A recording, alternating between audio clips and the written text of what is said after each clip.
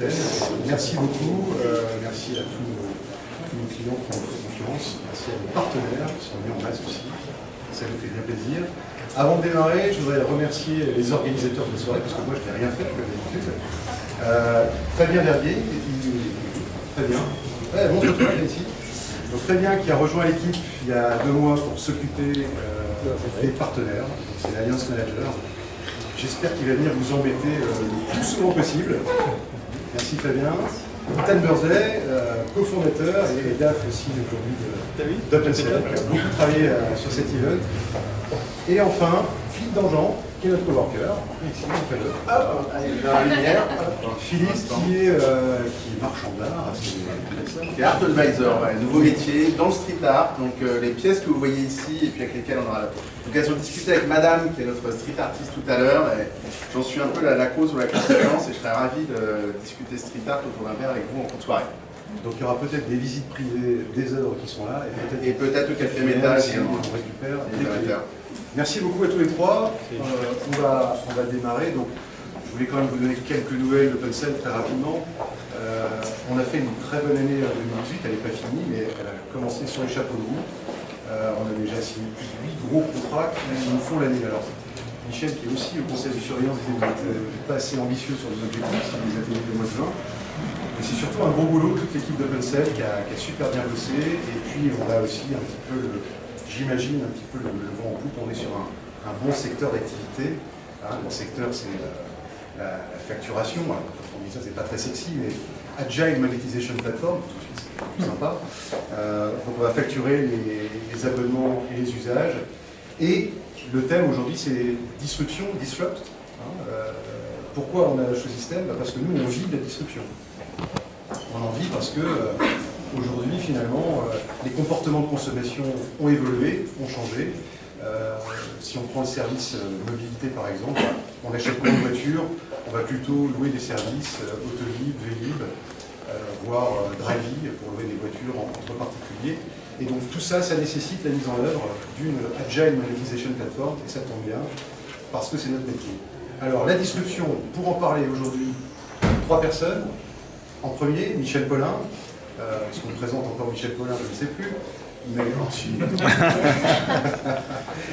Michel Paulin, qui a été patron de Neuf Télécom, de Meditel et récemment de SFR, qui va nous parler de ce qu'il connaît très bien, les télécoms, donc disrupter les télécoms. En deuxième partie, il y aura Vincent Maillard, qui est là. Vincent, qui lui aura un parcours hybride entre les télécoms chez SFR et EDF, où il a tour à tour travaillé sur le réglementaire, les politiques tarifaires, et qui est aujourd'hui le président de Plume Énergie. Et là, on peut dire aussi que c'est une belle entreprise de disrupting, puisqu'il va récompenser les clients qui économisent de l'énergie. Au niveau du mindset, c'est pas mal. Et enfin, Madame, qui est street artiste, des collages, de photographie et des punchlines qui envoient un peu. Elle s'est appropriée la rue, puis elle nous parlera de son travail. Sans plus attendre, Michel, tu as le micro, enfin non, pas le micro. Tu as la parole. Bien, alors, j'ai l'impression de repasser le bac. Et donc, le thème, c'est quels sont les conseils que vous apportez dans les télécoms pour survivre dans cet environnement.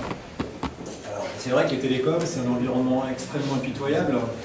Il fait 44 milliards de chiffre d'affaires et ça a baissé de 20% depuis 5 ans. Et donc, il y a eu beaucoup de morts, beaucoup de blessés. Et surtout, il ne faut pas écouter les conseils. Et donc, ils n'engagent que ceux qui les écoutent. Et je n'ai la prétention de ne pas être un gourou, de ne pas être quelqu'un qui peut vraiment conseiller. Et donc le conseil disruptif que je vous donne, surtout faites à votre sauce, avant d'écouter les conseils des autres. Néanmoins, pour avoir le succès du bac, je suis obligé quand même de répondre. Et donc David m'a dit, tu dois donner des conseils. Et là, j'ai réfléchi, je me suis dit, qu'est-ce qui est le problème? Et le conseil que je donne, c'est ce que j'appelle le conseil du « et ». And. Le marché des télécoms, c'est très proche du marché de l'informatique et c'est un marché binaire, c'est 0 ou 1. Et on est dans un monde en plus, si vous regardez autour de nous, qu'il soit d'ailleurs économique ou politique, où les gens vous disent il faut être comment dire, blanc, noir, il faut être rouge, vert, il faut être à droite, à gauche, il faut être en haut, en bas, il faut... Et je crois qu'aujourd'hui, le marché des télécoms, et je suis sûr que c'est la même chose dans le street art, ou dans le marché, comment dire, de l'électricité, ou dans tous les marchés, c'est qu'aujourd'hui, le marché est devenu tellement complexe, on ne peut pas être où. Et le où exclusif, pour ceux qui ont fait des maths, est aujourd'hui complètement daté, et ne correspond plus à une réalité. Et donc le seul conseil que je vous donne, c'est de trouver vos propres astuces pour être dans le monde du « et », et d'être capable de faire en même temps des choses qui sont impossibles à faire. Et c'est parce que vous pouvez faire des choses qui sont impossibles à faire en même temps, le « et », que vous arriverez à être disruptif. Alors j'ai essayé d'illustrer ce qui, quand j'étais chez Neuf, quand même l'amour de ma vie, c'est tel, il y en a plein pour voir, et chez SH Frères, un peu moins l'amour de ma vie. Donc, illustré avec 4 thèmes du « et ». Alors le premier, le plus important, alors comme je vais être un peu flashy, je vais faire management et leadership. Je déteste le mot leadership. Donc je vais faire management et management. Pourquoi? Parce que je pense que c'est quand même le cœur de toute problématique aujourd'hui, dans tous les métiers, et dans les télécoms ne font pas exception. La capacité aujourd'hui d'être un bon manager, donc d'être un leader, parce qu'autrement un mauvais manager, vous n'êtes pas un manager du tout. Donc la capacité à recruter, la capacité à retenir, la capacité à animer, la capacité à donner du sens, la capacité à faire en sorte que les gens vont avoir, malgré des visions complètement centrifuges, eh bien, un socle commun pour pouvoir partager les valeurs d'une entreprise, d'une équipe, des équipes, pour moi est au cœur de tout projet industriel quel qu'il soit. Les télécoms ne font pas exception. On parlera des réseaux, vous allez voir, on va pas de ce truc-là, mais c'est quand même le cœur du sujet. Et aujourd'hui, si vous n'êtes pas capable d'être manager et manager, eh bien c'est extrêmement difficile après d'être disruptif. Et donc dans les télécoms, ça ne fait pas l'exception. Et je pense qu'ici, il y a des gens qui sont dans le domaine des réseaux, de manière générale, dans le domaine de l'art, et les talents, la bataille pour les talents, la bataille pour créer un système cohérent. Et je ne crois pas qu'il y ait une solution pour une entreprise. Il n'y a pas un modèle de management qui s'applique à une entreprise. Chaque entreprise doit créer son propre modèle de management. Et donc, ce n'est pas en piquant les idées d'Amazon que vous allez croire que vous allez réussir parce qu'Amazon réussit. C'est en créant un modèle cohérent qui va faire que vous allez pouvoir partager un minimum. Et on a toujours essayé, parfois avec succès, et le plus souvent avec beaucoup d'erreurs et d'échecs, de créer, et on peut chez Neuf avec Jacques, ça a été toujours le moteur dans lequel nous essayons de travailler, un système cohérent qui permettait de se retrouver et d'être unis. Et donc nous étions, si possible, enthousiastes et solidaires. Le deuxième thème que je voudrais dire, c'est le thème de innovation et legacy. Dans les télécoms, vous devez toujours arbitrer, et c'est un « et », entre innover, parce que si vous n'innovez pas, vous crevez. Qu'est-ce que ça veut dire innover? Quel est le mélange du management? Qu'est-ce que c'est que manager l'innovation? C'est un vrai sujet. On parlera aussi du « et » dans le management d'innovation. Il ne faut pas oublier que souvent vous avez des clients. Ces clients, ils n'aiment pas le changement. Mais si vous ne changez pas, ils vont partir. Et donc vous devez trouver en permanence le modèle, à la fois marketing et technique, pour être capable d'appréhender l'innovation, innover pour pouvoir changer les règles du jeu, innover pour pouvoir se diversifier, innover pour être plus productif, réduire les coûts, être capable de générer de la croissance, qui est le seul moyen de garder son indépendance. Mais en même temps, il faut rassurer les clients, il faut être capable de gérer tous les legacy systems dans l'IT. Donc tous les outils IT, et là c'est la petite promo pour toi, tous les outils IT qui permettent de concilier l'innovation et le legacy, et qui permettent de faire cette transition, sont capitales, parce que c'est elles qui vont vous permettre de concilier ce qui paraît inconciliable, parce qu'aujourd'hui, legacy, c'est des gros systèmes. Alors, je prends un exemple d'une société extrêmement agile, SFR avec son système d'information, il y a des gens de SFR, c'est un système d'information, vous avez tous des systèmes d'information qui sont super top.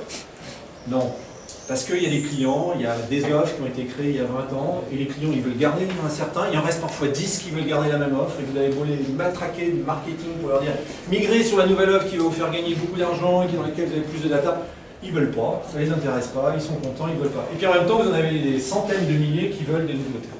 Et donc, innovation et legacy en même temps, et toute solution qui vous permet en interne, en management technique, de le faire est absolument capitale. Le deuxième, dans les télécoms, c'est OPEX et CAPEX. Les mots qu'on adore. Comment je réduis les OPEX et comment je maximise l'utilisation de mes CAPEX. Et ça, c'est un sujet dans lequel ça vous empêche de dormir toutes les nuits. Vous n'êtes pas trop dans les télécoms. Et donc il faut toujours faire l'arbitrage, et quelle que soit votre taille, entre ce qui va vous permettre de réduire vos OPEX, mais d'avoir l'arbitrage qui fait que si vous ne voulez pas investir, vous pouvez avoir un OPEX le plus optimal possible. Et donc en permanence, vous devez vous réfléchir dans votre PNL, pourquoi j'investis? Est-ce que c'est nécessaire? Et si je n'investis pas, quelle est la solution qui va faire en sorte que pour le même output, je vais avoir le minimum d'OPEX? Et comment je suis capable de maximiser ce retour sur investissement en OPEX, mais en CAPEX, mais aussi en étant sûr que je couvre tout. Et dans les télécoms, c'est un marché de réseau dans lequel le CAPEX est essentiel. Si vous n'investissez pas, vous arrêtez la croissance. Mais si vous investissez mal, non seulement vous arrêtez la croissance, mais en plus vous crevez. Et beaucoup de sociétés que nous avons rachetées quand j'étais chez Neuf, c'est parce qu'elles ont mal investi au mauvais moment, et parce qu'elles avaient trop de CAPEX, que nous avons pu les racheter pour des bouchées de pain. Le troisième que je voudrais dire, c'est vitesse et taille. Je vais commencer par la taille. La taille, c'est pas la taille proprement dit, parce que vous pouvez avoir des opérateurs qui font des dizaines de milliards de chiffre, des milliards d'euros de chiffre d'affaires, et puis vous avez des petits opérateurs qui font des millions d'euros. Le sujet, c'est d'adapter la taille au bon moment pour avoir les effets d'échelle. Le marché des télécoms, c'est un marché de coûts fixes. Et donc, quand vous avez des coûts fixes, il y a des moments où si vous n'optimisez pas ces coûts fixes, en ayant une utilisation maximum de votre réseau, vous le saturez. Moi, je disais toujours aux équipes, saturez-moi le réseau, je veux que le réseau soit saturé. Parce que quand vous saturez le réseau, vous optimisez l'utilisation de votre réseau. C'est comme un avion. Si le taux de remplissage est à 50%, ben vous ne gagnez pas d'argent. Si le taux de remplissage est à 99%, vous gagnez de l'argent. Et donc, il faut toujours, quelle que soit la taille de votre entreprise, réfléchir au bon moyen d'avoir le bon niveau de CAPEX pour être au bon moment, au maximum, en permanence, de taux d'utilisation jusqu'à 99. Et donc cette capacité à avoir une taille adaptée à votre taille d'entreprise, mais adaptée aussi à vos finances, est absolument clé. Et pour ça, il faut aller vite. Et la vitesse, c'est pour moi quelque chose qui est le plus important dans le télécom. Ceux qui ne doublent pas les autres seront doublés. Et s'ils ne le sont pas, eh bien ça veut dire que quelqu'un, un jour, va les doubler. Et ça peut être doublé sur des lignes qu'on n'estime pas. Les télécoms avaient les mails, qui aujourd'hui, chez les jeunes, utilisent un mail d'un opérateur télécom. Et Google, tous ces gens-là, ils ont napalmé tout ça, et maintenant vous allez chez Gmail, vous allez toucher malheureusement, très rarement, SFR, j'ai gardé mon 9, je me battrai pour le garder, Donc on a perdu la bataille email. Donc on n'a pas été doublé par Orange quand j'étais chez Neuf ou par Free, non, on a été doublé par d'autres. Donc il y aura toujours une start-up quelque part, il y aura toujours un GAFA quelque part qui sera plus rapide que vous. Et donc si aujourd'hui vous ne pouvez pas avoir la capacité en permanence d'aller vite, donc d'être capable de variabiliser votre taille, et beaucoup adapté à votre taille, mais également être capable de variabiliser la capacité de décision.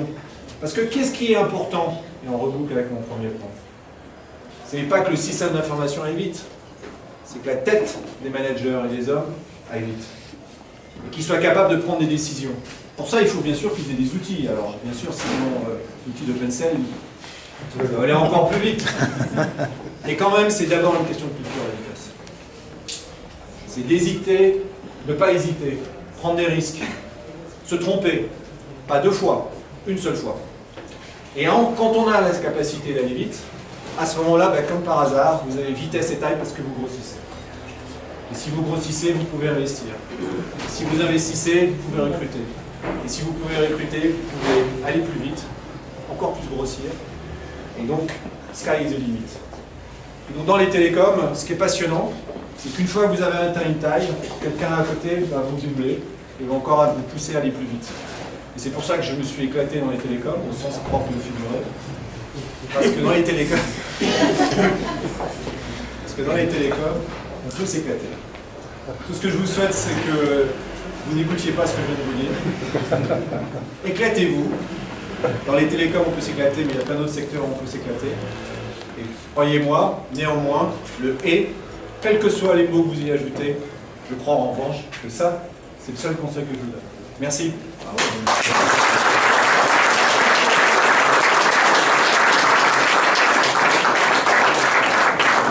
Tous les conseils, il y en a un en particulier qui me fait bien écho, c'est saturer le réseau.